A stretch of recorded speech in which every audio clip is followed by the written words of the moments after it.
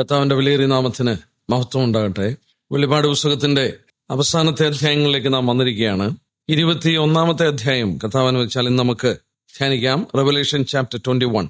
നമ്മുടെ പ്രത്യാശയെ വീണ്ടും ഉണർത്തുന്ന വളരെ അനുഗ്രഹിക്കപ്പെട്ട ഭാഗങ്ങളാണ് നമ്മൾ ഈ ദിവസങ്ങളിൽ ധ്യാനിച്ചുകൊണ്ടിരുന്നത്.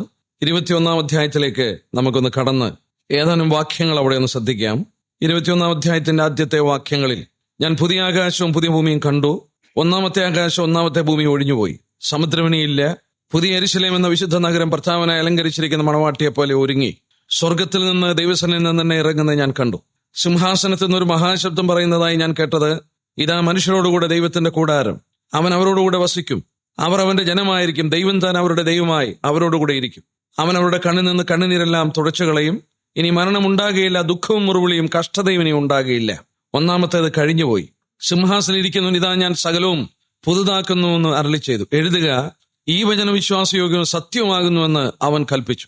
പിന്നെ അവൻ എന്നോട് അരുളിച്ചെയ്തത് സംഭവിച്ചു തീർന്നു. ഞാൻ ആൽഫയും ഒമേഗയും ആദിയും അന്തവുമാകുന്നു. ദാഹിക്കുന്നവന് ഞാൻ ജീവനുറവിൽ നിന്ന് സൗജന്യമായി കൊടുക്കും. ജയിക്കുന്നതിന് അവകാശമായി ലഭിക്കും. ഞാൻ അവന് ദൈവവും അവൻ എനിക്ക് മകനുമായിരിക്കും. എന്നാൽ ഭീരുക്കൾ, അവിശ്വാസികൾ, അറക്കപ്പെട്ടവർ, കൊലപാതകന്മാർ, ദുർനടപ്പുകാർ, ക്ഷുദ്രക്കാർ, ബിംബാനാദികളും എന്നിവർക്കും ഭോഷ്ക് പറയുന്ന ഇവർക്കുമുള്ള ഓഹരി തീങ്കന്തവും കത്തുന്ന പൊയ്കയത്രേ. ഇത് രണ്ടാമത്തെ മരണം. അന്ത്യപാത 7 നിറഞ്ഞ 7 കലശമുണ്ടായിരുന്ന 7 ദൂതന്മാർ ഒരുത്തൻ വന്ന് എന്നോട്, വരിക, കുഞ്ഞാടിന്റെ കാന്തയായ മണവാട്ടിയെ കാണിച്ചു തരാമെന്ന് പറഞ്ഞു. അവൻ എന്നെ ആത്മവിശുദ്ധതയിൽ ഉയർന്നൊരു വൻമലയിൽ കൊണ്ടുപോയി. യെരൂശലേം എന്ന വിശുദ്ധ നഗരം സ്വർഗത്തിൽ നിന്ന് ദൈവസനിൽ നിന്ന് തന്നെ ദൈവദേശമുള്ളതായി ഇറങ്ങുന്നത് കാണിച്ചു തന്നു. അതിന്റെ ജ്യോതിസ് ഏറ്റവും വിലയേറിയ രക്തത്തിന് തുല്യമായി സ്വച്ഛ സ്ഫടികതയുള്ള സൂര്യകാന്തം പോലെയായിരുന്നു. അതിന് പൊക്കമുള്ള വൻമതിലും 12 ഗോപുരവും, ഗോപുരങ്ങളിൽ 12 ദൂതന്മാരുമുണ്ട്. ഇസ്രായേൽ മക്കളുടെ 12 ഗോത്രങ്ങളുടെ പേരുകൾ കൊത്തിയിട്ടുമുണ്ട്. കിഴക്ക് 3 ഗോപുരം, വടക്ക് 3 ഗോപുരം, തെക്ക് 3 ഗോപുരം, പടിഞ്ഞാറ് 3 ഗോപുരം. നഗരത്തിന്റെ മതിൽ 12 അടിസ്ഥാനവും അതിൽ കുഞ്ഞാടിന്റെ 12 അപ്പോസ്തലന്മാരുടെ 12 പേരുമുണ്ട്. എന്നോട് സംസാരിച്ചവന് നഗരത്തെയും അതിന്റെ ഗോപുരങ്ങളെയും മതിലിനെയും അളക്കേണ്ടതിന് പൊന്നുകൊണ്ടൊരു അളവുകോൽ ഉണ്ടായിരുന്നു. നഗരം സമചതുരമായി കിടക്കുന്നു, അതിന്റെ വീതിയും നീളവും സമം. അളവുകളുണ്ട്. അവൻ നഗരത്തെ അളന്നു, 1200 നാഴികയെന്നും കണ്ടു. അതിന്റെ നീളവും വീതിയും ഉയരവും സമം തന്നെ. അതിന്റെ മതിൽ അളന്നു, മനുഷ്യന്റെ അളവിന് എന്ന് വെച്ചാൽ ദൂതിന്റെ അളവിന് തന്നെ 144 മുഴം ഉണ്ടായിരുന്നു. മതിലിന്റെ പണി സൂര്യകാന്തവും നഗരം സ്വച്ഛ സ്ഫടികത്തിനൊത്ത തങ്കവുമായിരുന്നു. നഗര മതിലിന്റെ അടിസ്ഥാനങ്ങൾ സകല രത്നവും കൊണ്ട് അലങ്കരിച്ചിരിക്കുന്നു. 1-ാം അടിസ്ഥാനം സൂര്യകാന്തം, 2-ാമത്തേത് നീലരത്നം, 3-ാമത്തേത് മാണിക്യം, 4-ാമത്തേത് മരതകം, 5-ാമത്തേത് നഖവർണി, 6-ാമത്തേത് ചുവപ്പുകല്ല്, 7-ാമത്തേത് പീതരത്നം, 8-ാമത്തേത് ഗോമോദകം, 9-ാമത്തേത് പുഷ്യരാഗം, 10-ാമത്തേത് വൈഡൂര്യം, 11-ാമത്തേത് പത്മരാഗം, 12-ാമത്തേത് സുഗന്ധരത്നം. 12 ഗോപുരവും 12 മുത്ത്, ഓരോ ഗോപുരം ഓരോ മുത്തുകൊണ്ടുള്ളതും. നഗരത്തിന്റെ വീതി സ്വച്ഛ സ്ഫടികത്തിന് തുല്യമായ തങ്കവുമായിരുന്നു. മന്ദിരം അതിൽ കണ്ടില്ല. സർവശക്തിയുള്ള ദൈവമായ കർത്താവും കുഞ്ഞാടും അതിന്റെ മന്ദിരമാകുന്നു. നഗരത്തിൽ പ്രകാശിപ്പിപ്പാൻ സൂര്യനും ചന്ദ്രനും ആവശ്യമില്ല. ദൈവതേജസ് അതിനെ പ്രകാശിപ്പിക്കുന്നു. കുഞ്ഞാട് അതിന്റെ വിളക്കാകുന്നു. ജാതികൾ അതിന്റെ വെളിച്ചത്തിൽ നടക്കും. ഭൂമിയിലെ രാജാക്കന്മാർ തങ്ങളുടെ മഹത്വം അതിലേക്ക് കൊണ്ടുവരും. അതിന്റെ ഗോപുരങ്ങൾ പകൽക്കാലത്ത് അടയ്ക്കയില്ല, രാത്രി അവിടെ ഇല്ലല്ലോ. ജാതികളുടെ മഹത്വവും ബഹുമാനവും അതിൽ കൊണ്ടുവരും. കുഞ്ഞാടിന്റെ ജീവസ്വത്തിൽ എഴുതിയിരിക്കുന്നവരല്ലാതെ അശുദ്ധമായത് യാതൊന്നും മ്ലേച്ഛതയും ഭോഷ്കും പ്രവർത്തിക്കുന്നവർ ആരും അതിൽ കടക്കയില്ല. ഈ വചനത്തിന്റെ വായന തന്നെ അനുഗ്രഹിക്കപ്പെട്ടതാണ്. കാരണം യുഗങ്ങൾ കാത്തിരുന്ന് പാപത്തിൽ വീണുപോയി മനുഷ്യനെ വീണ്ടെടുക്കുവാൻ കർത്താവ് യേശുക്രിസ്തു ഭൂമിയിൽ വന്ന് വീണ്ടെടുപ്പ് നിവർത്തിച്ച് അവസാനമായി സ്വർഗത്തിൽ നിന്ന് ദൈവത്തിന് ഇറങ്ങി വന്ന് മനുഷ്യനോടുകൂടെ വീണ്ടും വസിപ്പാൻ കഴിയുന്ന ഒരു സാഹചര്യത്തിൽ രാജ്യം പിതാവായ ദൈവത്തെ ഏൽപ്പിക്കുന്ന സന്ദർഭമാണ്. 3-ാം വാക്യത്തിൽ നമ്മൾ വായിച്ചു, ഇതാ മനുഷ്യരോടുകൂടെ ദൈവത്തിന്റെ കൂടാരം. മനുഷ്യനോടുകൂടെ വസിച്ചിരുന്ന ദൈവം പാപം മൂലം അകന്നുപോയി. നാം ഏദനിൽ വായിക്കുന്നുണ്ട്, ദൈവം മനുഷ്യനോടുകൂടെ നടന്ന് സംസർഗം നടത്തി. പാപത്താൽ വീണുപോയ മനുഷ്യനോട് ദൈവത്തിന് സംസർഗം സാധ്യമല്ല. യുഗങ്ങൾ എത്രയോ കഴിഞ്ഞുപോയി.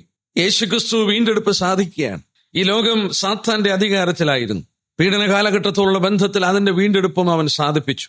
1000 ആണ്ട് വാഴ്ച കഴിഞ്ഞു.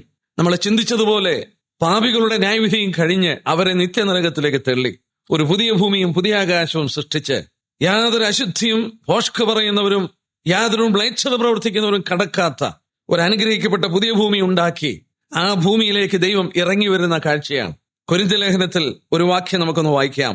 1 കൊരിന്ത്യർ 15-ാം അധ്യായത്തിൽ ആ വീണ്ടെടുപ്പ് നിവർത്തിച്ചിട്ട് പുത്രൻ രാജ്യം പിതാവിനെ ഏൽപ്പിക്കുന്ന ഒരു സന്ദർഭമാണ് വാസ്തവത്തിൽ ഈ സന്ദർഭം.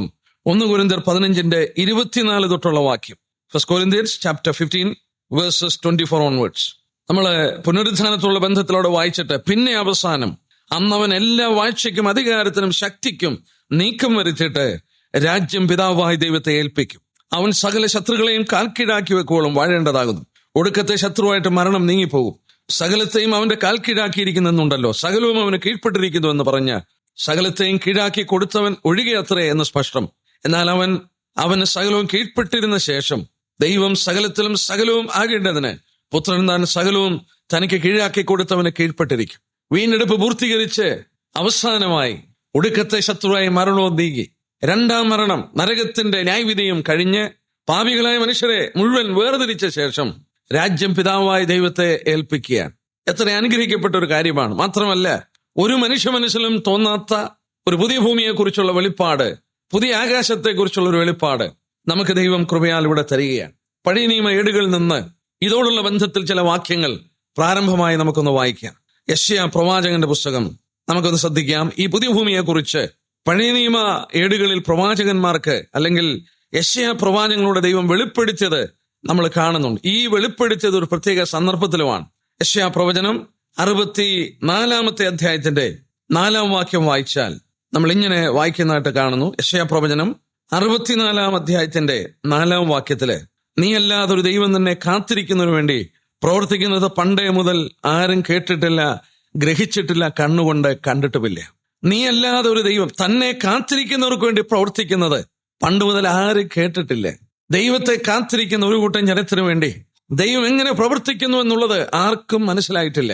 ആരുടെയും ഹൃദയത്തിൽ അത് തോന്നിയിട്ടില്ല, അല്ലെങ്കിൽ ഗ്രഹിച്ചിട്ടില്ല. ആരും അത് കണ്ണുകൊണ്ട് കണ്ടിട്ടില്ല എന്ന് പ്രവാചകനിലൂടെ അത് വെളിപ്പെടുത്തിയിട്ട് ഇസ്രായേൽ ചോദിക്കുന്ന ചോദ്യമാണ് 5 വാക്യത്തിൽ, ഞങ്ങൾക്ക് രക്ഷയുണ്ടാകുമോ?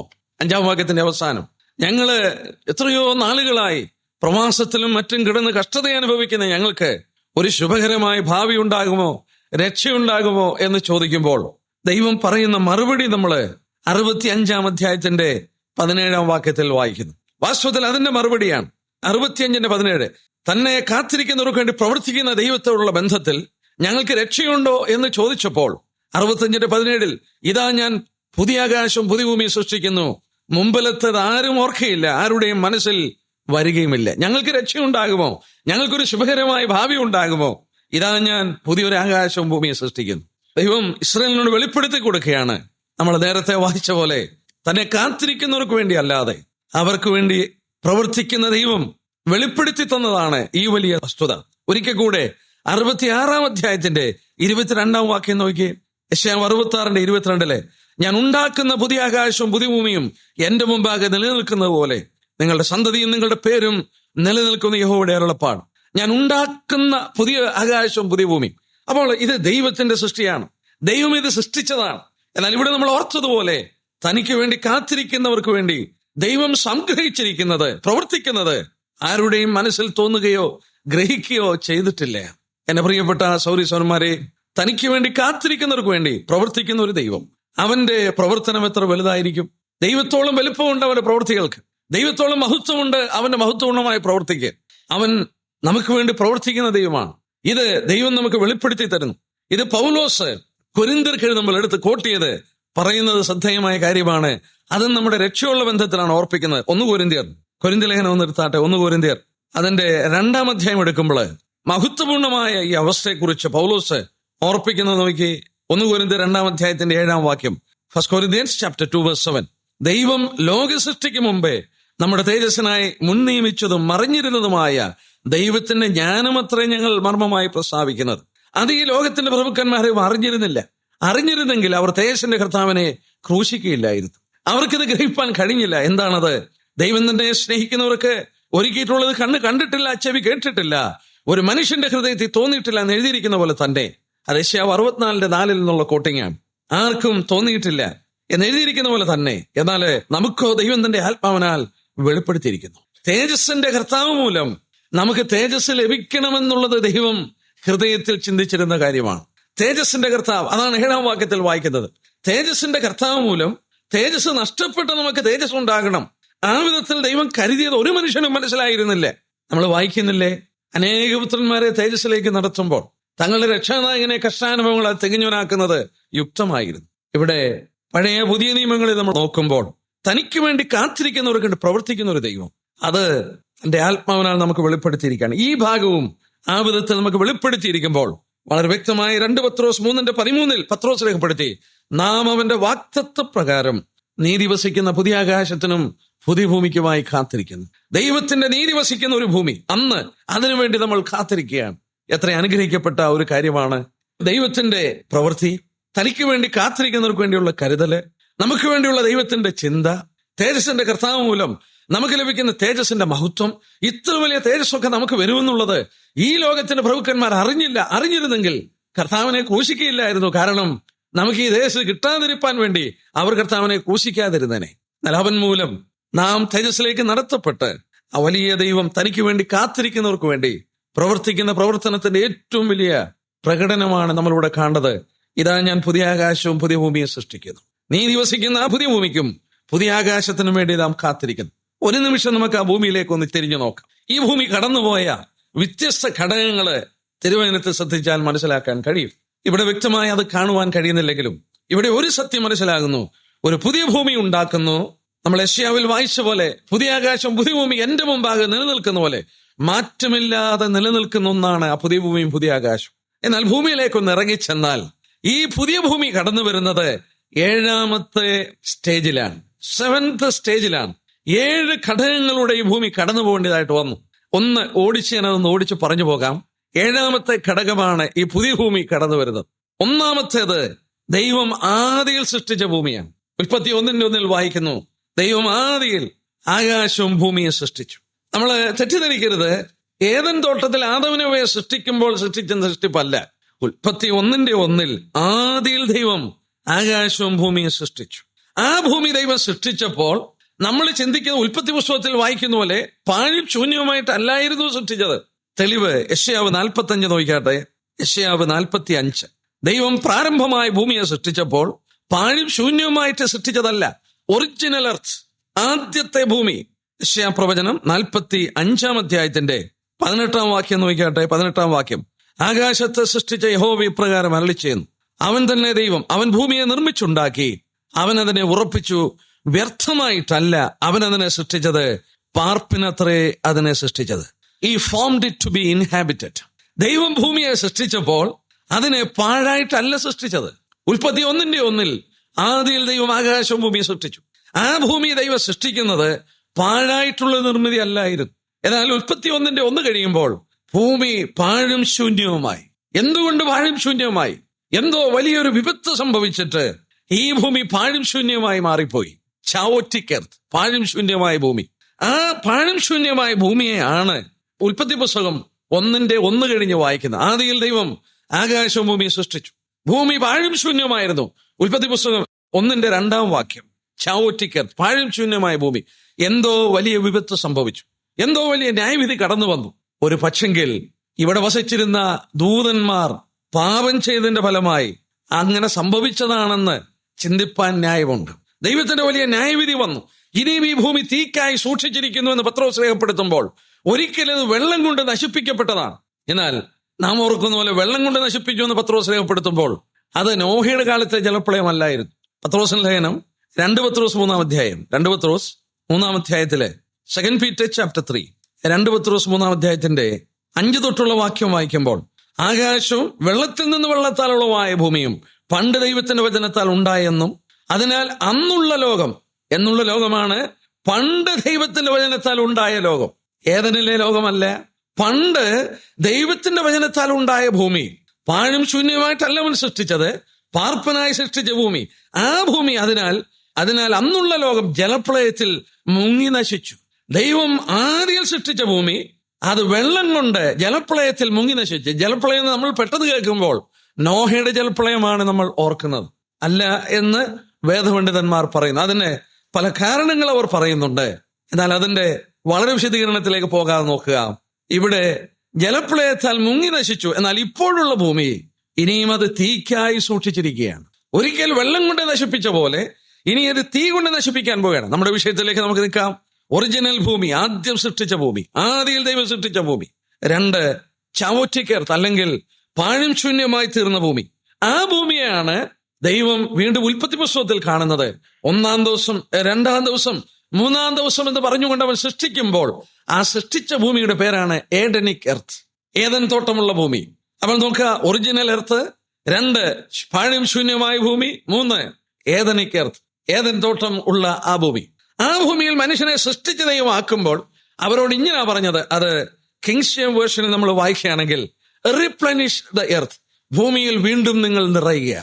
കിങ്സ് ജെയിംസ് വേർഷനിലെ ഇംഗ്ലീഷ് പദം അങ്ങനെയാണ്, റീപ്ലനിഷ്, ഭൂമിയിൽ വീണ്ടും നിങ്ങൾ നിറയുക. വീണ്ടും നിറയുകയാണ് റീപ്ലനിഷ് എന്ന് പറഞ്ഞാൽ ഒരിക്കൽ ഇത് നിറഞ്ഞിരുന്നു, ഒരിക്കൽ നിറഞ്ഞിരുന്നു.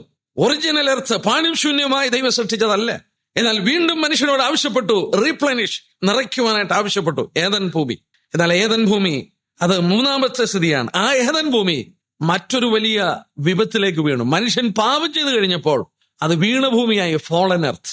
അത് 4-ാമത്തെ ഭാഗമാണ്, 4-ാമത്തെ ഭൂമിയാണ് ഫോളൻ എർത്ത്, വീണുപോയ ഭൂമി. ആ വീണുപോയ ഭൂമിയിൽ മുള്ളും പറക്കാരയും മുളച്ചു, കണ്ണുനീരുണ്ടായി, ഭൂമി വേദനപ്പെട്ട് നിലവിളിക്കാൻ തുടങ്ങുന്ന സന്ദർഭം. സർവസൃഷ്ടി ഒരുപോലെ ഈറ്റുന്നവോടെ ഞെരങ്ങുന്ന ഒരവസ്ഥ. അത് 4-ാമത്തെ ഭൂമിയാണ്. ആ ഭൂമിയിലാണ് മനുഷ്യൻ പണിപ്പെട്ട് പലതും പണിതുയർത്തുവാനായിട്ട് ശ്രമിച്ചത്. എന്നാൽ ആ ഭൂമി നമ്മൾ പിന്നെ വായിക്കുന്നു, ജലപ്രളയം കൊണ്ട് നശിച്ചു പോവുകയാണ്. ജലപ്രളയത്താൽ നശിച്ച ശേഷം, ജലപ്രളയത്തിന്റെ ശേഷമുണ്ടായ ഭൂമി ഇതിൽ നിന്നെല്ലാം വ്യത്യാസമായിരുന്നു. 900 വർഷം ജീവിച്ചിരുന്ന മനുഷ്യന്റെ ആയുസ് 100 വർഷമായി കുറയുന്നു. പ്രപഞ്ചത്തിന്റെ ഘടകങ്ങൾക്ക് വ്യത്യാസങ്ങൾ ഉണ്ടായി. ജലപ്രളയത്തിന്റെ ശേഷം, അതായത് 5ാമത് കടന്നു വരുന്ന ഭൂമി, ആ ഭൂമിയിൽ വന്ന വ്യത്യാസങ്ങൾ വളരെ വലുതാണ്. ആ ഭൂമിയിലാണ് നമ്മളിപ്പോൾ ജീവിക്കുന്നത്. അത് 5ാമത്തെ ഘടകമാണ്. എന്നാൽ യേശുക്രിസ്തു വീണ്ടും കടന്നു വരും. 1000 വർഷം കൂടെ ഭരിക്കുമ്പോൾ അത് സഹസ്രാബ്ദ വാഴ്ചയാണ്. ആ ഭൂമിയെ കുറിച്ച് നമ്മൾ വീണ്ടും ശ്രദ്ധിച്ചു. അതെത്ര മനോഹരപൂർണ്ണമാണ് നമ്മൾ ഓർക്കുകയുണ്ടായി. 6 കഴിഞ്ഞ് 7ാമത് വരുന്നതാണ് നമ്മളിപ്പോൾ വായിച്ച പുതിയ ഭൂമി. അപ്പോൾ ഒന്ന് ആലോചിച്ച് നോക്കിയേ, ഒറിജിനൽ ഭൂമി, ആദ്യം ദൈവം സൃഷ്ടിച്ച ഭൂമി, പിന്നീട് വാഴും ശൂന്യമായി തീർന്ന ഭൂമി, പിന്നീട് ഏദൻ തോട്ടത്തെ നിർമ്മിച്ച് ആദമവന്മാരെ സൃഷ്ടിച്ചാക്കിയ ഭൂമി, പിന്നീട് വീണുപോയ ഭൂമി, പാപത്തിന്റെ ഫലമായി മുള്ളും പറക്കാരയും മുളച്ച ഭൂമി, പിന്നീട് നമുക്ക് ശ്രദ്ധിച്ചാൽ അറിയാം ജലപ്രളയത്തിന്റെ ശേഷം വന്ന ഭൂമി. ആ ഭൂമിയിലാണ് നമ്മൾ ജീവിക്കുന്നത്. 6ാമത് സഹസ്രാബ്ദ വാഴ്ച, 1000 ആണ്ട് കർത്താവ് ഭരിക്കുന്ന കാലഘട്ടത്തിന്റെ ഭൂമി. 7ാമത് ഒരു പുതിയ ഭൂമി. 7 ദൈവത്തിന്റെ പൂർണ്ണതയാണ്. നമ്മളിപ്പോൾ വായിച്ചു, പുതിയ ആകാശം പുതിയ ഭൂമി എന്റെ മുമ്പാകെ നിലനിൽക്കും, ഒരിക്കലും അത് മാറ്റപ്പെടാതെ അവിടെ നിൽക്കുമെന്നുള്ളത് ദൈവം നമുക്കവിടെ ഓർപ്പിച്ചിരിക്കുകയാണ്. സഭാപ്രസംഗി 1:4 നമ്മൾ ഇങ്ങനെ വായിക്കുന്നുണ്ട്, ഒരു തലമുറ വരുന്നു, മറ്റൊരു തലമുറ മാറുന്നു, ഭൂമിയോ എന്നേക്കും നിലനിൽക്കുന്നു. ഭൂമി എന്നേക്കും നിലനിൽക്കുന്നു. ഈ ഭൂമിയെ, പുതിയ ഭൂമി തീ കൊണ്ട് ചുട്ടഴിച്ച് ഒരു പുതിയ ഭൂമി ദൈവം സൃഷ്ടിക്കുമ്പോൾ പലരും ചിന്തിക്കുന്ന പോലെ ഭൂമി എന്ന ഗോളം മാറിയിട്ട് വേറെ ഒരു ഭൂമി വരികയല്ല. പത്രോസ് രേഖപ്പെടുത്തിയ വാക്ക് ഒന്ന് അപഗ്രഥിച്ചാൽ അത് മനസ്സിലാകും. പത്രോസ് പറഞ്ഞു, ഇപ്പോഴത്തെ ലോകം തീക്കായി സൂക്ഷിച്ചിരിക്കുന്നു. പത്രോസിന്റെ ലേഖനം ഒന്ന് ശ്രദ്ധിച്ചു നോക്കിയേ, 2 പത്രോസ് 3-ാം അധ്യായത്തിന്റെ 5-6 വാക്യം വായിക്കണ്ടേ. ആകാശവും വെള്ളത്തിൽ നിന്ന് വെള്ളത്താൽ ഉളവായ ഭൂമി പണ്ട് ദൈവത്തിന്റെ വചനത്താൽ ഉണ്ടായെന്നും, അതിനാൽ അന്നുള്ള ലോകം ജലപ്രളയത്തിൽ മുങ്ങി നശിച്ചെന്നും, ഇപ്പോഴത്തെ ആകാശവും ഭൂമിയും അതേ വചനത്താൽ തീക്കായി സൂക്ഷിച്ചും ന്യായവിധിയും ഭക്തികെട്ട മനുഷ്യരുടെ നാശവും സംഭവിക്കാനുള്ള ദിവസത്തേക്ക് കാത്തുകൊണ്ടിരിക്കുന്നെന്ന് അവർ മനസ്സോടെ മറന്നു കളയുന്നു. 6-ാം വാക്യത്തിൽ അന്നുള്ള ലോകം, അന്നുള്ള ലോകം, ആ ലോകത്തോടുള്ള ബന്ധത്തില വീണ്ടും ആ ലോകം തന്നെ തീ കൊണ്ട് ചുട്ടഴിക്കുന്നു. ലോകമെന്നവിടെ പറഞ്ഞ വാക്ക് കോസ്മോസ്, കോസ്മോസ്. ഈ കോസ്മോസിൽ നിന്നാണ് നമ്മൾ ഇന്ന് വളരെ പരിചയമില്ല കോസ്മെറ്റിക് എന്ന വാക്ക് വന്നത്. കോസ്മെറ്റിക്, കോസ്മെറ്റിക് എന്ന് പറഞ്ഞാൽ അലങ്കാരം, അലങ്കൃതമാക്കുക. കോസ്മോസ് എന്ന് പറഞ്ഞാലും അത് തന്നെ അർത്ഥം. ഭൂമിയെ അലങ്കൃതമാക്കി, മനുഷ്യന് വസിപ്പാൻ ഉതകുന്ന വിധത്തിൽ അലങ്കൃതമാക്കി. ലോകമെന്നതിന് പല വാക്കുകൾ ഉപയോഗിച്ചപ്പോൾ ഇവിടെ ഉപയോഗിച്ചിരിക്കുന്ന വാക്ക് തന്നെ കോസ്മോസ് എന്നാണ്. എന്ന് പറഞ്ഞാൽ അലങ്കൃതമായ ഭൂമി. നമ്മൾ ഇന്ന് കാണുന്ന മലകളും പർവ്വതങ്ങളും നദികളും വൃക്ഷങ്ങളും കൊണ്ട് അലങ്കൃതമായ ഭൂമി, കോസ്മോസ്, കോസ്മെറ്റിക്. ആ ഭൂമിയാണ് ജലപ്രളയത്തിൽ മുങ്ങി നശിക്കുന്നതും, ആ ഭൂമിയാണ് തീ കൊണ്ട് വീണ്ടും ചുട്ടരിക്കുന്നതും. ഒരു പുതിയ ഭൂമി വരുന്നത്. സഭാപ്രസംഗി 1:4 ചിന്തിച്ച പോലെ, ഒരു തലമുറ വരുന്നു, മറ്റൊരു തലമുറ പോകുന്നു, ഭൂമിയോ എന്നേക്കും നിലനിൽക്കുന്നു. നമ്മൾ ചിന്തിക്കുന്ന പോലെ ഈ ഭൂമി മാറിയിട്ട് വേറെ ഒരു ഭൂമിയെ സൃഷ്ടിച്ചുവിടോട്ട് കൊണ്ടുവരികയല്ല. 7 വ്യത്യസ്ത ഘടകങ്ങളുടെ ഈ ഭൂമി കടന്നുപോയി. 7ാമത്തെ ഘടകം തീ കൊണ്ട് ചുട്ടഴിച്ച് ഒരു പുതിയ ഭൂമി ഇവിടെ കടന്നു വരികയാണ്. ഒഴിഞ്ഞുപോക എന്ന പദമാണ് അവിടെ ഉപയോഗിച്ചത്. കോമായി എന്ന ഗ്രീക്ക് വാക്ക് ഉപയോഗിച്ചിരിക്കുന്നതിനാൽ പണ്ഡിതന്മാർ പറയുന്നു, ആസ്തിത്വ വിനാശനാശമല്ല, ഒരു നിലയിൽ നിന്ന് മറ്റൊരു നിലയിലേക്ക് മാറുന്നുവെന്നാണ് അതിന്റെ ആശയമെന്നാണ്.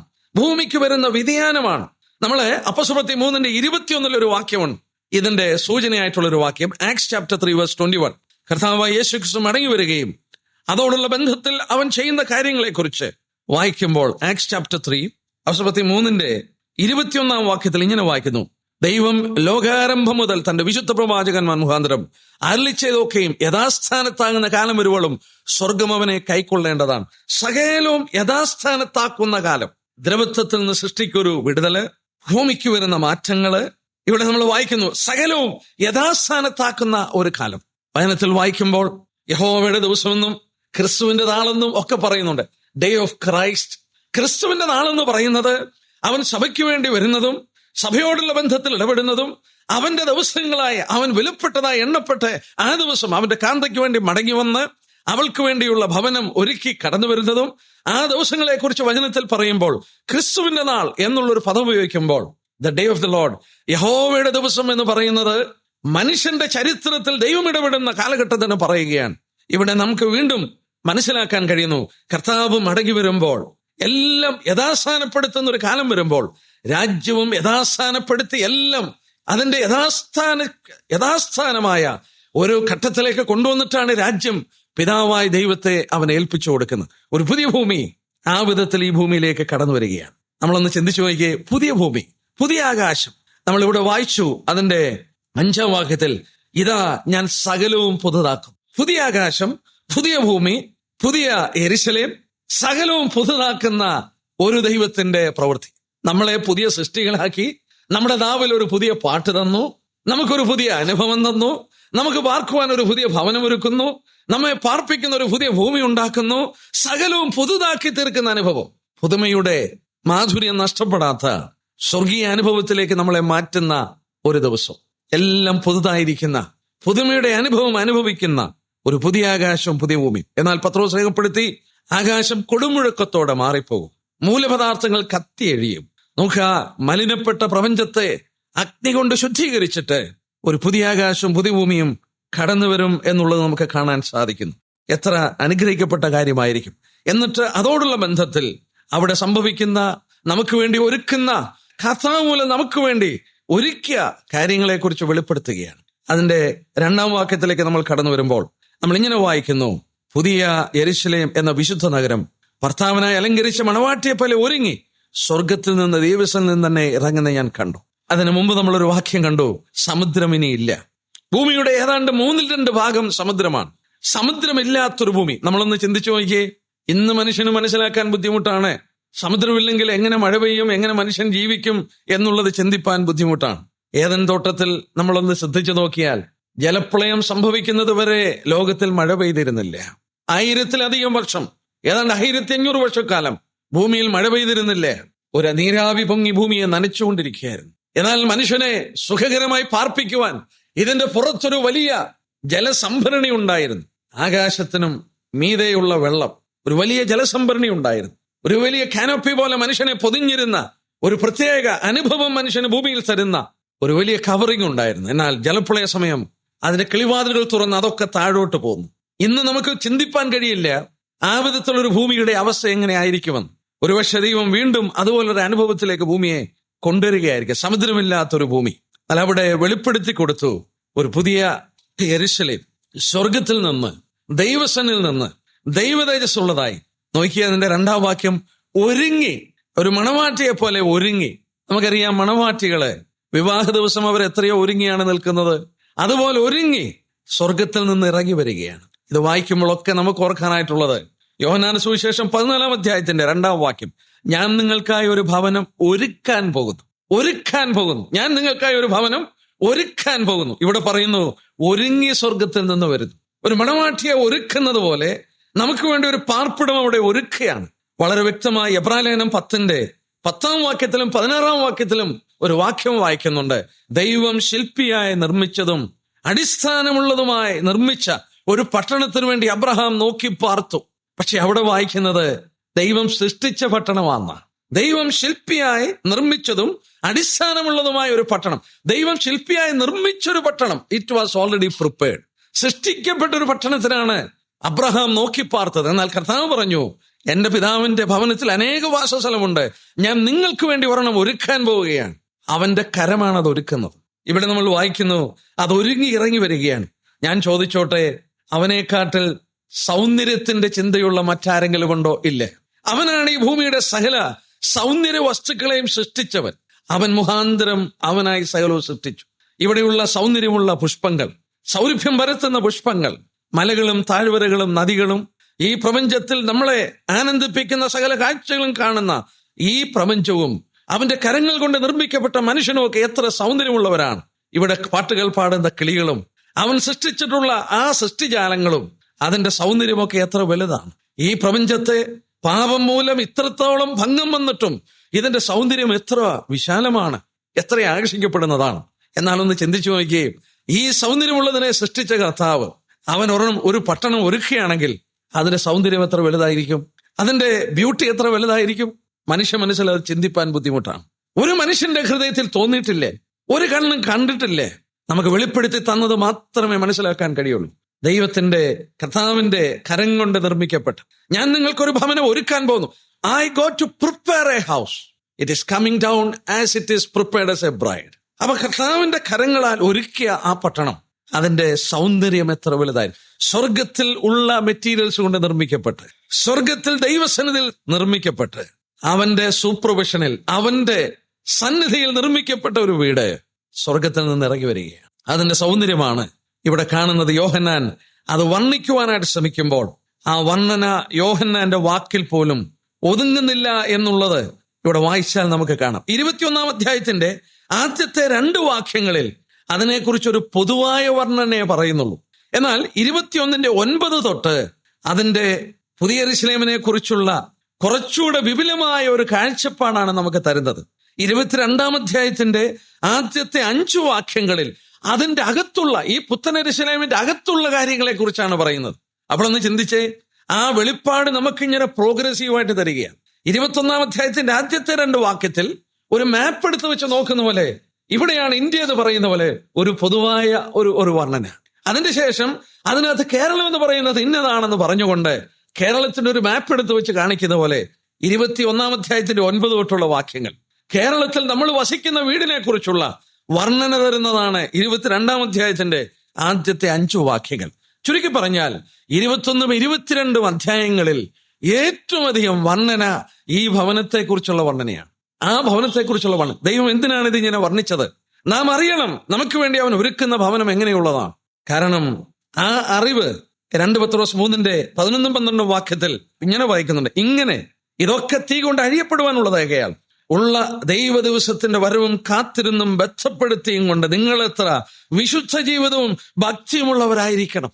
നിങ്ങൾ കാത്തിരിക്കണം, നിങ്ങൾ ബന്ധപ്പെടുത്തണം, നിങ്ങൾ വിശുദ്ധ ജീവിതം നയിക്കണം, നിങ്ങൾ ഭക്തിയുള്ളവരായിരിക്കണം. നിങ്ങൾക്ക് വേണ്ടി ഈ വിധത്തിലുള്ളതാണ് കരുതുന്നതെങ്കിൽ നിങ്ങൾ എത്ര വിശുദ്ധ ജീവിതവും ഭക്തിയുമുള്ളവരായി ഇതിനു വേണ്ടി കാത്തിരിക്കണം. ആ പ്രത്യാശ നമ്മളിൽ തന്ന് നമ്മളെ വാസ്തവത്തിൽ ഭക്തി നിർഭരമായ ഒരു ജീവിതത്തിലെ പ്രേരിപ്പിച്ച് കാത്തിരിക്കുവാൻ നമ്മളെ വാസ്തവത്തിൽ നമുക്കൊരു പ്രേരക ശക്തിയാണ് ഈ ഭവനം. ഭക്തന്മാർ നോക്കി പാടി അവരാശ്വസിച്ചു, പുത്തൻ യെരൂശലേമേ ദിവ്യഭക്തർതൻ ആലയമേ എന്ന് പാടി എത്രയോ വ്യക്തികൾ ആശ്വസിച്ചു. ഈ ഭാഗത്ത് നിന്ന മനോഹരമായ വർണ്ണനയാണ്. അതിന്റെ വർണ്ണന വളരെ വിപുലമായിട്ടാണ് ഈ ഭാഗത്ത് തന്നിട്ടുള്ളത്. നമുക്കെടുത്ത് ആ ഭാഗത്തെക്കുറിച്ച് അവിടെ നിന്ന് ഇവിടെ നിന്നും എടുത്ത് നമുക്കൊന്ന് ശ്രദ്ധിച്ചു നോക്കിയാൽ അതിന്റെ ബ്യൂട്ടിയും അതിന്റെ വലുപ്പവും ഒക്കെ നമുക്ക് കാണാൻ സാധിക്കും. ഇതൊരു മതിൽ കൊണ്ട് ചുറ്റപ്പെട്ട ഒരു പട്ടണമാണ്, ഒരു വലിയ സിറ്റിയാണ്. ഇതിന്റെ അളവ് പരിശോധിച്ചാൽ ഏതാണ്ട് യുണൈറ്റഡ് സ്റ്റേറ്റ്സിന്റെ പകുതിയോളം വരും. അമേരിക്കയുടെ പകുതി വലുപ്പമുണ്ട്. നമുക്ക് വേണ്ടി ഒരുക്കുന്ന പട്ടണം അമേരിക്ക, ലോകത്തിലെ ഏറ്റവും വലിയ രാജ്യങ്ങളൊന്നായ അമേരിക്കയുടെ ഏകദേശം പകുതി വിസ്തീർണം ഇതിനുണ്ടെന്നുള്ളത് വെളിപ്പെട്ട് കിട്ടിയിട്ടുണ്ട്. ദൈവം ഇവിടെ നമുക്കത് വെളിപ്പെടുത്തി തന്നിട്ടുണ്ട്. നമുക്കൊന്ന് ശ്രദ്ധിച്ചു നോക്കാം, അതിന്റെ അളവുകളൊന്ന് നോക്കിയിട്ട് അതിനെക്കുറിച്ചുള്ള പഠനം നോക്കാം. 15 വാക്യം നോക്കിയേ, എന്നോട് സംസാരിച്ചവന് നഗരത്തെയും അതിന്റെ ഗോപുരങ്ങളെയും എന്ന് പറഞ്ഞ ഗേറ്റുകളെയും മതിലിനെയും അളക്കേണ്ടതിന് പൊന്നുകൊണ്ടൊരു അളവുകോൽ ഉണ്ടായിരുന്നു. നഗരം സമചതുരമായി കിടക്കുന്നു, അതിന്റെ വീതി നീളവും സമം. അളവുകോൽ കൊണ്ട് അവൻ നഗരത്തെ അളന്നു 1200 നാഴിക. അതിന്റെ നീളവും വീതിയും ഉയരവും സമം തന്നെ. ഒരു ക്യൂബാണ്. നീളവും വീതിയും ഉയരവും സമമാണ്, ക്യൂബാണ്.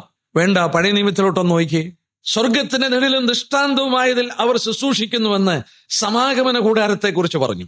ആ സമാഗമന കൂടാരത്തിന്റെ അതിവിശുദ്ധ സ്ഥലം, ദൈവം വസിക്കുന്ന ഇടം, അവിടെ 15 ക്യൂബിറ്റ് നീളം, 15 ക്യൂബിറ്റ് വീതി, 15 ക്യൂബിറ്റ് ഹൈറ്റ് എന്ന് പറഞ്ഞാൽ അതൊരു ക്യൂബായിരുന്നു. മോസ്റ്റ് ഹോളി പ്ലേസ്, അതിവിശുദ്ധ സ്ഥലം, ദൈവം വസിക്കുന്ന സമാഗമന കൂടാരത്തിന്റെ പ്രതലം ഒരു ക്യൂബായിരുന്നു. ശലോമോന്റെ ദേവാലയം പണിതപ്പോൾ അത് കുറച്ചുകൂടെ അളവിൽ വലിപ്പമുണ്ടായിരുന്നെങ്കിലും അതും വീണ്ടും ഒരു ക്യൂബായിരുന്നു. സ്വർഗത്തിന്റെ നിഴലും ദൃഷ്ടാന്തവുമായിരുന്നു. ആശ്ചര്യമായ ആ ദൈവം വസിക്കുന്ന ഭവനത്തെ നമുക്ക് വെളിപ്പെടുത്തി നമുക്കും വസിപ്പാൻ അവിടെ ഭാഗ്യം ലഭിച്ചപ്പോൾ അവിടെയും നമുക്ക് വെളിപ്പെടുത്തി തന്നു. ഇതൊരു ക്യൂബാണ്, സമചതുരമാണ്. ഇതിന് വ്യത്യസ്ത ചിന്തകളുണ്ട്. നീളവും വീതിയും സമമായി കിടന്നിട്ട് ഒരു പിരമിഡ് പോലെയാണെന്ന് ചിന്തിക്കുന്നവരുണ്ട്. എന്നാൽ കൂടുതലും അതൊരു ക്യൂബാണെന്ന് ചിന്തിക്കുന്നതാണ് ന്യായം.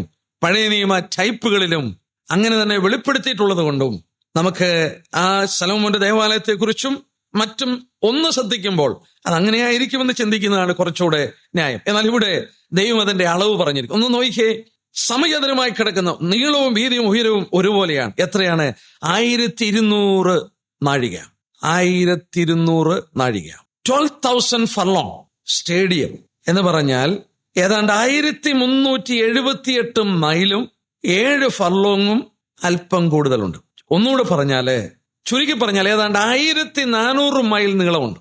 പുത്തൻ യെരൂശലേമിന്റെ ഒരു വശം 1400 മൈൽ നീളം, 1400 മൈൽ വീതി, 1400 മൈല് ഉയരം. നമ്മളൊന്ന് ചിന്തിച്ചു നോക്കിയേ.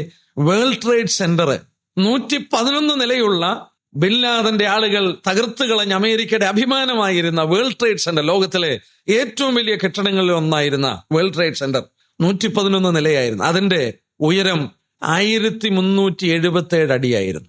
1377 അടി എന്ന് പറഞ്ഞാൽ വേൾഡ് ട്രേഡ് സെന്റർ വെച്ചിട്ട് ഈ പുത്തൻ യെരൂശലേമിനെ അളക്കുകയായിരുന്നുവെങ്കിൽ അതിന്റെ ഉയരം എത്ര വരുമെന്ന് അറിയാമോ? 5300 വേൾഡ് ട്രേഡ് സെന്റർ എടുത്തു വെക്കണം. ലോകത്തിൽ മനുഷ്യൻ സൃഷ്ടിച്ച ഏറ്റവും വലിയ കെട്ടിടമായിരുന്നു വേൾഡ് ട്രേഡ് സെന്റർ.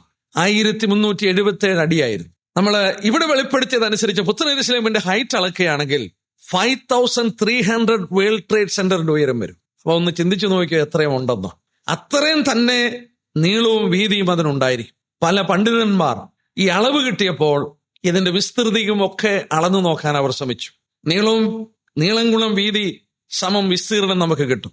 അവർ അളന്നു നോക്കിയപ്പോൾ അവരിങ്ങനെ കണക്കുകൾ പറഞ്ഞത് എനിക്ക് വായിപ്പാനായിട്ട് ഇടയായിത്തീർന്നു. നീളവും വീതിയും കൂടെ കണക്കാക്കിയപ്പോൾ അതിന്റെ ഒരു ഏരിയ നീളവും വീതിയും കൂടെ കൂട്ടിയപ്പോൾ ഏതാണ്ട് 121,70,10,123 ഏക്കർ, ഏതാണ്ട് 122 കോടി ഏക്കർ വരും ഈ പുത്തൻ യെരൂശലേമിന്റെ വിസ്തീർണം. 122 കോടി ഏക്കർ, നീളം ഗുണം വീതി അങ്ങനെ കണക്കാക്കിയതാണ്. ഏതാണ്ട് 122 കോടി ഏക്കർ വരും. ഒരു നിമിഷം ഒന്ന് ചിന്തിച്ചു നോക്കിയേ അതിന്റെ വലുപ്പം എത്ര വലുതാണെന്ന്. എന്നാൽ വീണ്ടും ദൈവദാസന്മാർ ഇങ്ങനെ പറഞ്ഞു, അതായത് ഈ 1400 മൈൽ ഉയരമെന്ന് പറയുമ്പോൾ വെറുതെ അത് ഇട്ടിരിക്കുകയല്ല. കാരണം പഴയ നിയമത്തിലോട്ട് നമ്മൾ ഇറങ്ങിച്ചെന്നാൽ ശലോമോന്റെ ദേവാലയം ദൈവം പണിതത് കുറിച്ച് വെളിപ്പെടുത്തിയിട്ടുണ്ട്. 1 രാജാക്കന്മാർ 6-ാം അധ്യായത്തിന്റെ 5-ാം വാക്യവും 8-ാം വാക്യവും എടുത്താൽ ആ ശലോമോന്റെ ദേവാലയം ഇങ്ങനെ പണിതിട്ട് തട്ടുകളായി പണിതെന്ന and against the wall of the house he built stories encompassing the wall of the house around and all around. ശലോമോന്റെ ദേവാലയത്തിൽ തട്ടുകളായി ചുറ്റും ഇങ്ങനെ മുറികൾ പോലെ പടുത്തുയർത്തിയിരിക്കുകയായിരുന്നു. സഹസ്രാബ്ദത്തിൽ വരുമ്പോഴും എസെക്കിയേൽ 41:6-7 സഹസ്രാബ്ദ ദേവാലയത്തിലും ഇങ്ങനെ ദേവാലയത്തിന്റെ മതിലിനോട് ചേർന്ന് അതിങ്ങനെ തട്ടുകളായിട്ട് പണിതുയർത്തിരിക്കുകയാണ്.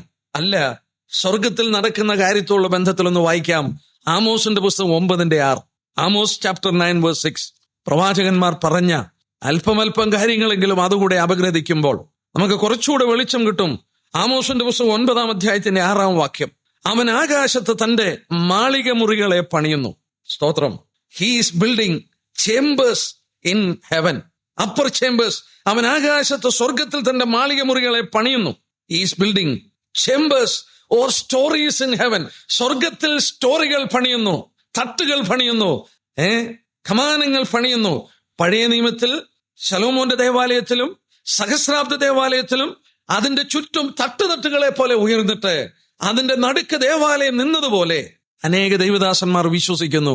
സമചതുരമായി കിടക്കുന്ന ഇതിന്റെ നോക്കുക, തട്ടുകളായി പണിതുയർത്തുമ്പോൾ ഒരു നില 122 കോടി ഏക്കർ ഉണ്ടെങ്കിൽ 1400 മൈലോളം ഉയരമുള്ള ഈ വലിയ പട്ടണത്തിന്റെ വിസ്തൃതി എത്ര വലുതായിരിക്കും? നമ്മുടെ ചിന്തയ്ക്ക് അതീതമാണ്. ദൈവം അവിടെ തട്ടുകളെ പണിയുമ്പോൾ എത്ര വിശാലമായ വീടുകളായിരിക്കും നമുക്ക് വേണ്ടി ദൈവം ഒരുക്കുന്നത്. അതിന്റെ വലുപ്പം തന്നെ ദൈവം നമ്മുടെ മനുഷ്യ മനസ്സിലൊന്ന് ചിന്തിക്കുവാനും ധ്യാനിക്കുവാനും വേണ്ടി വെളിപ്പെടുത്തിയതാണെന്ന് ഓർക്കുക. വേണ്ട, അതിന്റെ മതിലിനെ കുറിച്ച് പറഞ്ഞത് അതിലും ശ്രദ്ധേയമായ കാര്യമാണ്. മതിലിനെ കുറിച്ച് വെളിപ്പെടുത്തിയപ്പോൾ മനുഷ്യൻ ഒരിക്കലും കണ്ടിട്ടില്ലാത്ത വലിപ്പമുള്ള മതിലാണ് അതിന്റെ ചുറ്റുമുള്ളത്. നോക്കിയേ, അതിന്റെ 12-ാം വാക്യം. അതിന് പൊക്കമുള്ള വൻമതിലും 12 ഗോപുരവും, ഗോപുരങ്ങളിൽ 12 ദൂതന്മാരുമുണ്ട്. ആ മതിലിനെ കുറിച്ച് പറഞ്ഞു, പൊക്കമുള്ള വൻമതിലാണ്. വീണ്ടും അതിന്റെ അളവ് പറഞ്ഞു. 17-ാം വാക്യം നോക്കിയേ, മനുഷ്യന്റെ അളവിന് എന്ന് വെച്ചാൽ ദൂതന്റെ അളവിന് 144 മുഴം, 144 ഗ്രേറ്റ് ക്യൂബിറ്റ്സ്. 144 ക്യൂബിറ്റ്. ഒരു ക്യൂബിറ്റ് എന്ന് പറഞ്ഞാൽ ഏതാണ്ട് 17.5 അടിയാണെന്ന് അതിനെക്കുറിച്ച് കണക്കാക്കിയവർ പറയുന്നു. അങ്ങനെയാണെങ്കിൽ ഈ മതിലിന്റെ ഉയരം ഏതാണ്ട് കുറഞ്ഞത് 210 അടിയെങ്കിലും കാണും. അതുകൊണ്ടാണ് പരിശുദ്ധാത്മാവ് രേഖപ്പെടുത്തിയത് പൊക്കമുള്ളൊരു വൻമതിൽ. ഏതാണ്ട് 210 അടിയെങ്കിലും മതിലിന്റെ കിളരം കാണും. സമാഗമന കൂടാരത്തിന്റെ ചുറ്റും ദൈവം തിരശ്ശീല കൊണ്ട് വേർതിരിച്ചൊരു പ്രാകാരം ഉണ്ടായിരുന്നു. ദേവാലയത്തിലും സഹസ്രാപ ദേവാലയത്തിനും അങ്ങനെയുണ്ട്. ദൈവം വസിക്കുന്ന മനുഷ്യൻ നമുക്ക് വേണ്ടി ഒരുക്കുന്ന ഈ പുത്തൻ യെരൂശലേമിന്റെ ചുറ്റും ഒരു വൻമതിലുണ്ട്. ആ മതിലിന്റെ കിളരം ഏതാണ്ട് 210 അടിയാണ്. നമ്മളൊക്കെ ഇന്ന് കാണുന്ന വലിയ മതിൽ എത്ര ഉണ്ട്? 6 അടി, 7 അടി, 10 അടി, 12 അടി ഒക്കെ കാണത്തുള്ളൂ മതിലുകൾ.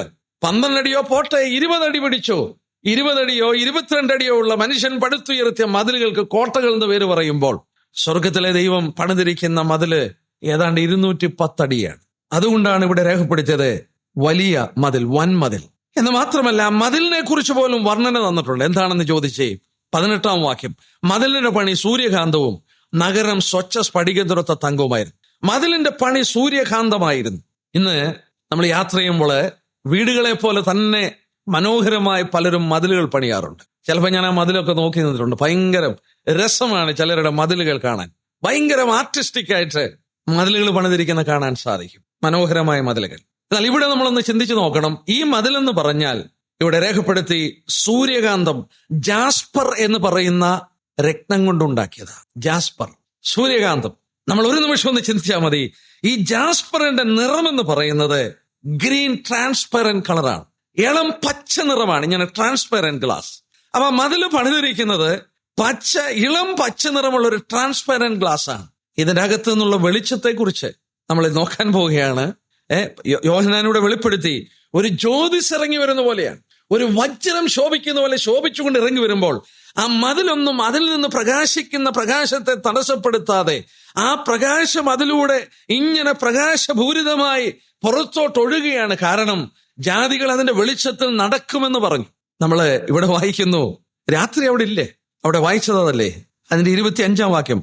അതിന്റെ ഗോപുരങ്ങൾ പകൽക്കാലത്ത് അടയ്ക്കില്ല, രാത്രി അവിടെ ഇല്ലല്ലോ. ജാതികളുടെ മഹത്വം ബഹുമാനം അതിലേക്ക് കൊണ്ടുവരും. 24-ാം വാക്യം. ജാതികൾ അതിന്റെ വെളിച്ചത്തിൽ നടക്കും. 23-ാം വാക്യം. നഗരത്തെ പ്രകാശിപ്പിപ്പാൻ സൂര്യനും ചന്ദ്രനും ആവശ്യമില്ല, ദൈവതേജസ് അതിനെ പ്രകാശിപ്പിക്കും. ഈ പുത്തൻ യെരൂശലേമിന്റെ മതിലുകൾ പോലും നമ്മൾ നോക്കിയാൽ അതിന്റെ 11-ാം വാക്യം. വലിയ രക്തത്തിന് തുല്യമായ സ്ഫടിക സ്വച്ഛതയുള്ള സൂര്യകാന്തം പോലെയായിരുന്നു. നോക്കുക, രത്നങ്ങൾ കൊണ്ട് അടിത്തറയുള്ളതും രക്തങ്ങൾ കൊണ്ട് നിർമ്മിക്കപ്പെട്ടതുമായ ഈ പട്ടണത്തിന്റെ പ്രകാശം എന്ന് പറഞ്ഞാൽ സൂര്യനെ വെല്ലുന്ന പ്രകാശമായിരുന്നു. ദമസ്കോസിന്റെ പടിവാതിക്കൽ വെച്ച് കർത്താവിനെ കാണുമ്പോൾ, പത്മോസിൽ വെച്ച് സൂര്യൻ അതിശക്തിയോടെ ശോഭിക്കുന്ന പോലെയായിരുന്നു അവന്റെ മുഖം. ദൈവത്തെക്കുറിച്ച് വായിക്കുന്നു, അടുത്തുകൂടാത്ത വെളിച്ചത്തിൽ വസിക്കുന്നു. നോക്കിയേ, കുഞ്ഞാടന്റെ വെളിച്ചമായിരിക്കും, അതിന്റെ പ്രകാശം അത്ര വലുതായിരിക്കും, വളരെ വലിയ വെളിച്ചമായിരിക്കും. മാത്രമല്ല മത്തായി 13:43 നമ്മൾ വായിക്കുന്നു, അന്ന് നീതിമാന്മാർ തങ്ങളുടെ പിതാവിന്റെ രാജ്യത്തിൽ സൂര്യനെ പോലെ ശോഭിക്കും. നമ്മളൊക്കെ സൂര്യനെ പോലെ അങ്ങ് ആകുകയാണെങ്കിൽ കോടാനുകോടി സൂര്യന്മാർ ഒന്നിച്ച് കത്തിയാൽ എങ്ങനെയിരിക്കും? 100 വാറ്റ്സിന്റെ ബൾബുകൾ 100 എടുത്ത് കത്തിച്ചാൽ എങ്ങനെയിരിക്കും വെട്ടം? നോക്കാൻ ബുദ്ധിമുട്ടായിരിക്കും. അതുപോലെ അന്ന് പിതാവിന്റെ രാജ്യത്തിൽ നമ്മളൊക്കെ സൂര്യനെ പോലെ ആയിരിക്കും. ദാനിയേൽ രേഖപ്പെടുത്തി, അനേകരെ നീതിയിലേക്ക് തിരിക്കുന്നവർ, ബുദ്ധിമാന്മാർ ആകാശ മണ്ഡലത്തിലെ പ്രഭ പോലെ ശോഭിക്കും. കർത്താവായ യേശുക്രിസ്തു തന്നെ പറഞ്ഞു മത്തായി 13:43, അന്ന് നീതിമാന്മാർ തങ്ങളുടെ രാജ്യത്തിൽ സൂര്യനെ പോലെ പ്രകാശിക്കും. നമ്മളൊക്കെ സൂര്യനെ പോലെ ആകും. കോടാനുകോടി സൂര്യന്മാർ ഒന്നിച്ച് കത്തുകയാണ്. ജാതികൾ അതിന്റെ വെളിച്ചത്തിൽ നടക്കും. എന്നെ പ്രിയപ്പെട്ടവരെ, ആരാണ് ഈ ജാതികള്? നമ്മൾ ഈ പുതിയ ഭൂമിയെ കുറിച്ചൊന്ന് പഠിച്ചാൽ നമുക്കൊരു കാര്യം കാണാൻ സാധിക്കുന്ന 3 കൂട്ടം ആളുകൾ അവിടെയുണ്ട്. വീണ്ടെടുക്കപ്പെട്ട ജാതികളുണ്ട്, വീണ്ടെടുക്കപ്പെട്ട ഇസ്രയേലുണ്ട്, ദൈവസഭ കർത്താവിനോടുകൂടെ ഉണ്ട്. ഇവരൊക്കെ എവിടെയാണ് പാർക്കുന്നത്? നമുക്ക് സൂക്ഷിച്ചു പഠിച്ചാൽ അത് മനസ്സിലാക്കാൻ സാധിക്കും. പുത്തൻ യെരൂശലേമിന്റെ ഉള്ളിൽ പിതാവിനോടും പുത്രനോടും ഒത്ത് നാം വസിക്കുകയാണ്. ഞാൻ നിങ്ങൾക്കൊരു ഭവനം ഒരുക്കാൻ പോകുന്നു. ദൈവത്തിന്റെ വീണ്ടെടുക്കപ്പെട്ട ദൈവജനം അതിന്റെ ഉള്ളിൽ വസിക്കുമ്പോൾ വീണ്ടെടുക്കപ്പെട്ട ഇസ്രയേല് അവരെന്നും നിലനിൽക്കും, അവരെന്നും വർദ്ധിച്ചുകൊണ്ടിരിക്കും, അവർ പെറ്റുപെരുകും, അവർ വർദ്ധിക്കും.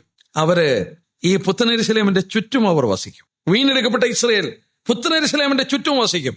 എന്നാൽ അവരുടെ സംഖ്യകൾക്കൊത്തവണ്ണമാണ് അതിന്റെ അതിരുകൾ നിർണയിച്ചിരിക്കുന്നതെന്ന് ഒരു സൂചന നമുക്ക് കിട്ടുന്നുണ്ട്. ആവർത്തന പുസ്തകം 32:8 നോക്കുകയും, ആവർത്തനം 32:8, മഹോന്നതൻ ജാതികൾക്ക് അവകാശം വിഭാഗിക്കുകയും മനുഷ്യപുത്രന്മാരെ വേർതിരിക്കുകയും ചെയ്തപ്പോൾ അവൻ ഇസ്രായേൽ മക്കളുടെ എണ്ണത്തിന് തക്കവണ്ണം ജാതികളുടെ അതിർത്തികളെ നിശ്ചയിച്ചു. യഹോവയുടെ അംശം അവന്റെ ജനവും യാക്കോബ് അവന്റെ അവകാശവുമാണ്.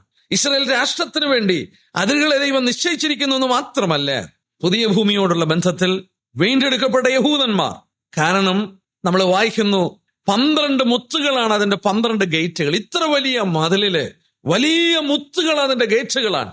ഈ ഓരോ മുത്തിന്റെ മുകളിൽ ഓരോ ദൂതന്മാരിരിപ്പുണ്ട്. ഈ ഓരോ മുത്തിന്റെ അവിടെ ഓരോ ഇസ്രായേൽ ഗോത്രത്തിന്റെ പേരുണ്ട്. പഴയ നിയമം നോക്കിയേ, സമാഗമന കൂടാരം, ദൈവം വസിക്കുന്നു സമാഗമന കൂടാരം.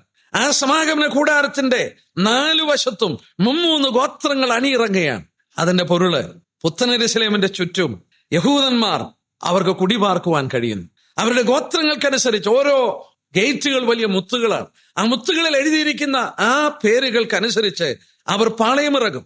അതിന്റെ അപ്പുറത്ത് മഹോന്നതൻ അവർക്ക് അതിരുകളെ നിശ്ചയിച്ചിട്ട് അതിന്റെ അപ്പുറത്ത് ജാതികൾ, വീണ്ടെടുക്കപ്പെട്ട രാഷ്ട്രങ്ങൾ, വീണ്ടെടുക്കപ്പെട്ട രാജാക്കന്മാരും രാജ്യങ്ങളും ഉണ്ടായിരിക്കും. അവിടെയും രാജാക്കന്മാർ ഭരിക്കും. 24-ാം വാക്യത്തിൽ ഭൂമിയിലെ രാജാക്കന്മാർ തങ്ങളുടെ മഹത്വം അതിലേക്ക് കൊണ്ടുവരും. ഞാൻ പറയട്ടെ, ദൈവം ഇഷ്ടപ്പെടുന്ന ഭരണം രാജകീയ ഭരണമാണ്. ഇനിയും ഭരിക്കുമ്പോഴും ഒരു രാജാവ് നീതിയോടെ ഭരിക്കും. എന്റെ പ്രിയപ്പെട്ടവരെ, മനുഷ്യ ചരിത്രത്തിൽ കണ്ടതിൽ ഏറ്റവും മോശമായ ഭരണമാണ് നാം ഇന്ന് അനുഭവിക്കുന്ന ഭരണം. നമ്മൾ പറയും ജനാധിപത്യമാണ് ഏറ്റവും നല്ലത്. അല്ലല്ല. ദാനിയേലിന്റെ പുസ്തകത്തിൽ നിന്ന് ഞാൻ തെളിയിച്ചു തരാം. തങ്കത്തിന്റെ മാറ്റ് കുറഞ്ഞ് വെള്ളി, താമ്രം, ഇരുമ്പ്, അവസാനം കളിമണ്ണ് കൊണ്ട് ഭരിക്കുന്ന ഒരു കാലഘട്ടം, കളിമണ്ണും ഇരുമ്പും കൂടെ ഭരിക്കുന്ന കാലഘട്ടം. അതിന്റെ സ്പെസിഫിക് ഗ്രാവിറ്റി മാത്രമല്ല കുറയുന്നത്, അതിന്റെ മൂല്യങ്ങളും വിലയും കുറഞ്ഞ്. ഞാൻ ചോദിച്ചോട്ടെ, ഇന്നത്തെ ഭരണം പോലെ മനുഷ്യ ചരിത്രത്തിൽ ഏതെങ്കിലും കാലത്ത് മോശമായ ഭരണമുണ്ടോ? ഇന്നും രാജാക്കന്മാരെ ഭരിക്കുന്ന ഗൾഫിലൊക്കെ കടന്നുപോയാൽ വാസ്തവത്തിൽ അവിടെ അനീതിയും കാര്യങ്ങളൊക്കെ ഉണ്ടെന്ന് പറഞ്ഞാലും സമാധാനമായി ജീവിക്കുന്നവർക്ക് എത്ര സമാധാനമായി ജീവിക്കാം? എത്ര സുരക്ഷിതത്വമാണ്? ഒരു രാജാവ് നീതിയോടെ ഭരിക്കും, പ്രഭുക്കന്മാർ ന്യായത്തോടെ നീതി നടത്തും.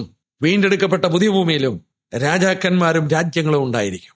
അവർ അവരുടെ കാഴ്ചകളുമായിട്ട് പുത്തൻ യെരൂശലേമിൽ കടന്നു വരും. അവിടെ അവരുടെ കാഴ്ചകൾ കൊണ്ടുവന്ന് കൊടുക്കും. അവർ തിരുവചനത്തിൽ വായിക്കുന്നു, യെരൂശലേമിനെ ചുറ്റി നടന്ന് കാണും. ആ ജാതികൾ പെറ്റുപെരുകും, വർദ്ധിക്കും.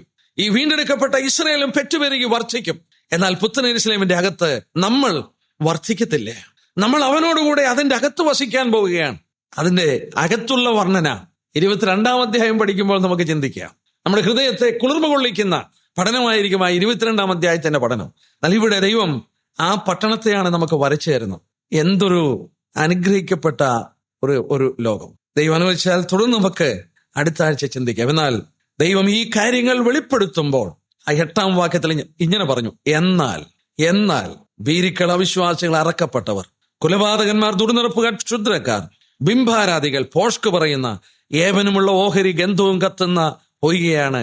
ഇത് 2ാമത്തെ മരണമാണ്. 27-ാം വാക്യത്തിൽ കുഞ്ഞാടിന്റെ ഈ പുസ്തകത്തിൽ എഴുതിയിരിക്കുന്നവരല്ലാതെ അശുദ്ധമായതും യാതൊന്നും മ്ലേച്ഛതയും പ്രവർത്തിക്കുന്ന ആരും അതിൽ കടക്കയില്ല. യാതൊരു അശുദ്ധനും ആ വിശുദ്ധ പട്ടണത്തിൽ പ്രവേശനമില്ല. അവരുടെ ഓഹരി തീയും ഗന്ധവും കത്തുന്ന പൊയ്കയാണ്. ആരെങ്കിലും രക്ഷിക്കപ്പെടാതുണ്ടെങ്കിൽ ഒരു കാര്യം ഓർത്തോളട്ടെ, ദൈവം വസിക്കുന്ന വിശുദ്ധിയുടെ ആ പട്ടണം, ഒരു അശുദ്ധനും അവിടെ പ്രവേശനമില്ല. വീണ്ടും ജനിച്ച ദൈവമക്കൾക്കല്ലാതെ അവിടെ കാണുവാനോ പ്രവേശിപ്പാനോ ആർക്കും കഴിയില്ല. വീണ്ടെടുക്കപ്പെടാത്ത അശുദ്ധരായ മനുഷ്യർക്ക് 2ാം മരണമായ ഗന്ധം കത്തുന്ന പൊയ്കയാണ്. കുഞ്ഞാടിന്റെ ഈ പുസ്തകത്തിലുള്ളവർ മാത്രം. എന്നാൽ ദൈവമക്കളോട് 1-2 വാക്യം കൂടെ വായിച്ച് ഞാൻ നിർത്തിക്കൊള്ളാം. 2 പത്രോസ് നമുക്ക് ഒന്നുകൂടെ വായിക്കാം. 2 പത്രോസ് 3-ാം അധ്യായം നമ്മൾ അതിനെക്കുറിച്ച് വായിച്ചു വന്നിട്ട് അതിന്റെ 11-12 വാക്യം. 11-12 ഇങ്ങനെ ഇവയൊക്കെയും അഴിവാനുള്ളതായിരിക്കാൻ ആകാശം ചുടുവാനും മൂലപദാർത്ഥങ്ങൾ വെന്തുരുകുവാനുമുള്ള ദൈവ ദിവസത്തിന്റെ വരവ് കാത്തിരുന്നും ബന്ധപ്പെടുത്തിയും കൊണ്ട് നിങ്ങൾ എത്ര വിശുദ്ധ ജീവിതവും ഭക്തിയുമുള്ളവരായിരിക്കണം. എന്നാൽ നാം അവന്റെ വാഗ്ദത്ത പ്രകാരം നീതി വസിക്കുന്ന പുതിയ ആകാശത്തിനും പുതിയ ഭൂമിക്കുമായി കാത്തിരിക്കുന്നു. നാം എത്ര വിശുദ്ധ ജീവിതം, നാം എത്ര ഭക്തിയുള്ള ജീവിതം, നാം എത്ര ബന്ധപ്പെടുത്തുന്ന ഒരു ജീവിതം നമുക്കുണ്ടായിരിക്കും. 2 എബ്രായലേഖനം വന്നെടുക്കാം. 12-ാം അധ്യായം. എബ്രായലേഖനം 12-ാം അധ്യായം അതിന്റെ 28-ാമത്തെ വാക്യം. എബ്രായർ 12:28. ആകയാൽ ഇളകാത്ത രാജ്യം പ്രാപിക്കുന്നത് കൊണ്ട് നാം നന്ദിയുള്ളവരായി ദൈവത്തിന് പ്രസാദം വരുമാറ് ഭക്തിയോടും ഭയത്തോടും സേവ ചെയ്യുക. നമ്മുടെ ദൈവം ദഹിപ്പിക്കുന്ന അഗ്നിയല്ലോ. ആകയാൽ ഇളകാത്ത രാജ്യം പ്രാപിക്കുന്നത് കൊണ്ട് നാം നന്ദിയുള്ളവരായി ദൈവത്തിന് പ്രസാദം വരുമാറ് ഭക്തിയോടും ഭയത്തോടും സേവ ചെയ്യുക. ഭക്തിയോടും ഭയത്തോടും കൂടെ നാം സേവ ചെയ്യുക. 1 യോഹന്നാൻ 3:3 യോഹന്നാൻ രേഖപ്പെടുത്തി, അവനിലെ പ്രത്യാശയുള്ളവനെല്ലാം അവൻ നിർമ്മലനായിരിക്കുന്ന പോലെ തന്നെ നിർമ്മലീകരിക്കട്ടെ. Let him purify himself. ഈ പ്രത്യാശയുള്ളവനൊക്കെ തന്നെത്താൻ നിർമ്മലീകരിച്ചോളട്ടെ. ഭക്തിയോടും ഭയത്തോടും കൂടെ ജീവിക്കാം, ബന്ധപ്പെടുത്തി ജീവിക്കാം. നമ്മുടെ കർത്താവ് വേഗം വരികയാണ്. ഞാൻ കടന്നു വന്നപ്പോൾ എന്റെ ഹൃദയം വളരെ സന്തോഷം തോന്നി.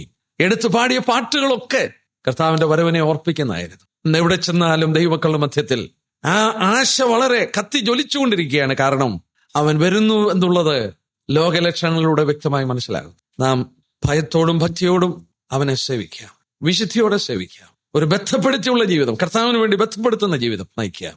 തന്നെ സ്നേഹിക്കുന്നവർക്ക് വേണ്ടി കരുതിയിട്ടുള്ളത് ദൈവം നമുക്ക് വേണ്ടി തേജസ്സിന്റെ കർത്താവിലൂടെ കരുതിയ തേജസ് എത്രയോ മഹത്വപൂർണമാണ്. അവനെ സ്തുതിക്കാം, അവന്റെ വലിയ നാമം മഹത്വപ്പെട്ടെ.